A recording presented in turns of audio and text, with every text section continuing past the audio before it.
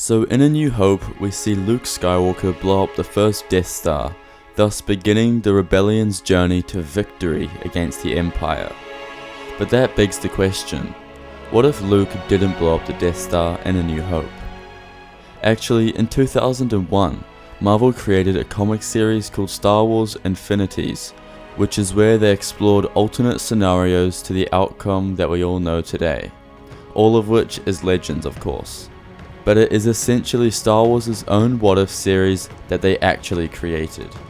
So in today's video, I will be covering the first issue of the series. There are 4 issues to be covered, so let me know if you would like part 2. Okay, without any further ado, let's begin. Our story begins with Luke in his X-Wing, traversing the path towards the Death Star. As he fires the torpedo to destroy the Death Star reactor, he hears Han over the radio telling him that it's time to go home. The surviving pilots, which are only a few, begin to fly away from the planet-sized battle station and head back to Yavin 4. But as they fly, Luke realizes that nothing has blown up yet. One of his torpedoes exploded before hitting the reactor. Han immediately reassures him that it wasn't his fault, and things like this happen, but Luke was distraught. But now they were being followed, so it was no time to complain. TIE fighters approach from all directions as we cut to Leia on the rebel base on Yavin 4. Panic roams the base as everyone fears for their life after witnessing the Death Star not being destroyed. Now they have the entire force of the Empire on their tail, ready to blow them to pieces. Even Leia, in this moment, comments that the rebellion has no future, which for Leia, who is arguably the beacon of hope for the rebellion, well, you just don't want to hear that. Han and Luke speak back and forth as they try to evade the firepower from the TIE fighters coming for them. We've got to do something, Han. Luke tries to plan how they will save the rebellion, but Han wasn't having any of it. He explains to Luke that what happens now, they're on their own, essentially saying that the rebellion is doomed and they can't help it. So with the Death Star not blowing up, that means that Grand Moff Tarkin is still alive.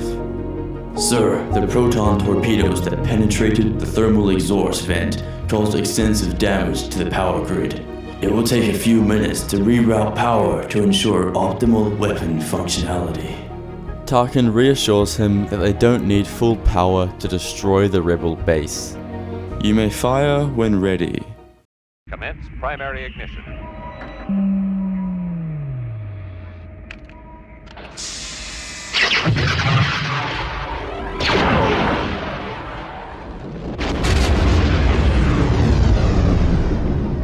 Luke lets out a sigh as he calls for Leia, whom he now believes is dead. However, as we pan to the next scene, we see that Leia and the other rebels have survived the laser bolts, as the damage from Luke's torpedo caused it to not be as powerful.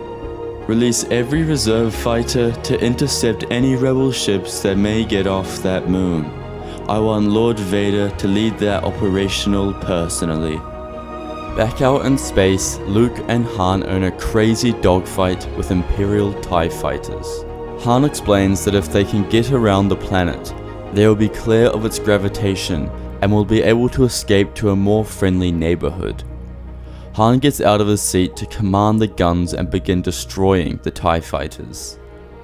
Leia and the other rebels manage to escape the planet on a large ship. However, the Empire was close behind, hunting them on their tail. Tarkin gets word that the battle station is at full power and immediately orders them to fire.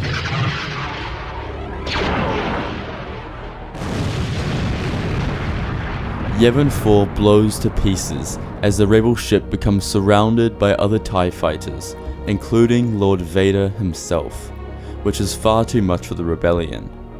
The ship is captured and taken back to the Death Star. Han and Luke enter an asteroid field as Luke begins to realize what happened. They murdered them.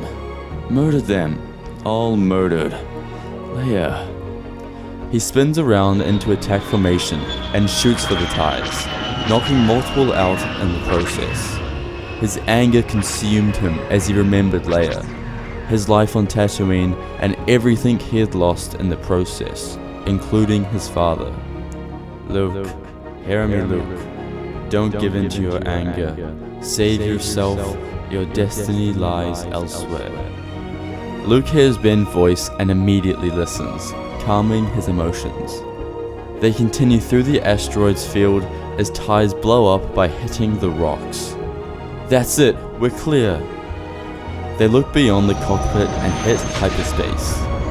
Leia and the other rebels board the Death Star as they are greeted by Tarkin and Vader. Ah, Princess, again we must extend our hospitality to you.